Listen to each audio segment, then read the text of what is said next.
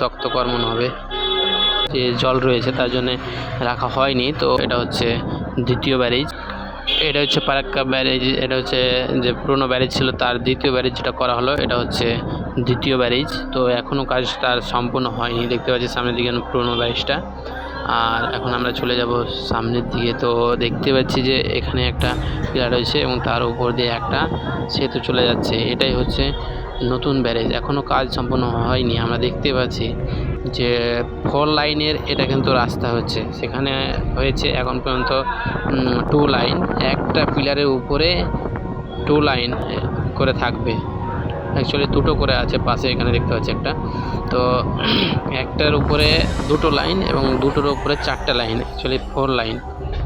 তো এখন অলরেডি সন্ধ্যার কাছাকাছি এগিয়ে হলো, দেখতে পাচ্ছি বালি বালি পাহাড় করে দিয়েছে তল থেকে উঠে। আর সামনের দিকে দেখতে পাচ্ছি এগুলো সেই উপরে ব্যারেজে উঠাবে, ওই যেগুলো রাখা আছে উপরে করে ওইগুলো সেম টু সেম। কিন্তু এগুলো অ্যাকচুয়ালি ভারী, তো এগুলো ক্রেনের মাধ্যমে সেটাকে উপরে নিয়ে গিয়ে রাখা হয়েছে। এই বাকিটি এখন পর্যন্ত যে জল রয়েছে তার জন্য রাখা হয়নি। তো সামনের দিকে গিয়ে দেখতে পাবো যে এর মধ্যে দিয়ে আমি চলে যাচ্ছি। যে এটা অ্যাকচুয়ালি দূর থেকে দেখে অনেকটা ছোট মনে হচ্ছে, কিন্তু ছোট না, অ্যাকচুয়ালি অনেকটা বড়ই রয়েছে, বড় আকারে। এগুলো যে পোটা, এগুলোর মধ্য দিয়ে কিন্তু লোহার রড ভরা হবে এবং লোহার রড ভরে এটাকে জয়েন করে দেওয়া যাবে কেমিক্যালের মাধ্যমে। তো বেশ নতুন যুগের নতুন টেকনোলজি। তো যাই হোক, দেখে তো খুব ভালোই মনে হচ্ছে, খুব শক্তকর মনে হবে। তো বন্ধুরা দেখতে পাচ্ছি এটা হচ্ছে ফারাক্কা নদীর দ্বিতীয় সেতু, এবং দ্বিতীয় সেতু দেখতে পাচ্ছি কাজ কত সুন্দরভাবে চলছে।